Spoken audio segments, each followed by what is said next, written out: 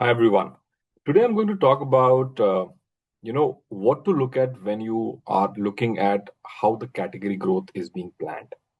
Now, when you talk about category growth, there are particular four behavioral segments that come into play. The first one we all know is about household penetration, how many consumers are coming to the category and buying the category. The other equation is basically buying rate.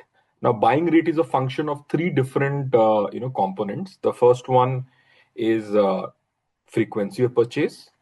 Second one is about volume of purchase, and the third one is about the price which you pay per unit of the volume. Now, in this particular equation, whether a category grow or whether the category decline will depend on all these four factors in different proportions depending upon the category penetration. Now, the category penetration right now, let's put that into five buckets: 0 to 5%, 5 to 10%, 10 to 20%, 20 to 40%, and 40% and above. 0 to 5% and 5 to 10%, let's take it as low penetration. Then 20 to 40% bracket, let's take at moderate penetration, and 40% above, let's take as a high penetration at a quarterly level. Now, when we look at the way the categories are being operated and the various the four different behavioral elements that will come into play will depend entirely on the size of the category. Now, when it comes to the small quarterly penetration and the modest quarterly penetration, the biggest driver of category revenue is going to be penetration. You are going to need to get more consumers on the category. Now, how you will get more consumers in the category? One, for sure, for the small size of the quarterly penetration, you need to increase your availability of your key SKUs across various outlets, various touch points. For modest quarterly penetration, you need to, because you already have a certain level of physical availability, you need to amp up the mental availability so people are able to recall the product when they are at the buying situation.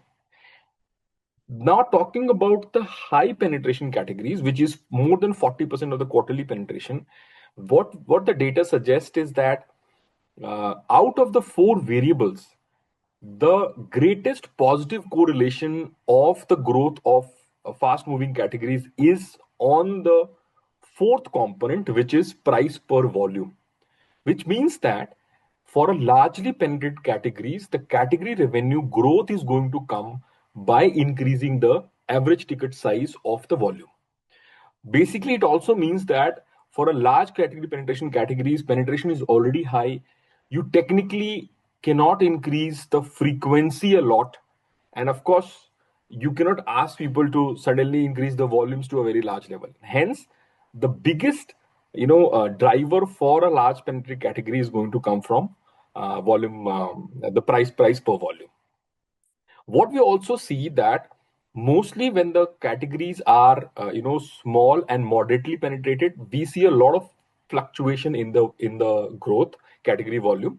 When it comes to a highly penetrated category, we see particularly a very stable revenue growth. So this is basically a framework in which you can put your brand and category and understand whether the quarterly penetration is in the small, in the modest, or in the high range. And depending upon that, which of the four category drivers can be actioned so that you can increase your category revenue. Now, the last bit on the large categories, because it always comes that what would a market leader do about driving the category. Now, one aspect which I already touched about is about increasing the price per volume. The other, apart from that, other things which can happen is that how you can introduce a premium product range, premium offering, which would motivate consumers to trade up. And as a result, you can also increase the volume of the category as well as the pricing of the category. So this is basically a very wonderful framework given by Edinburgh Bass Institute through a research paper, which can be checked on your data and can be applied on your data. Yeah, thank you.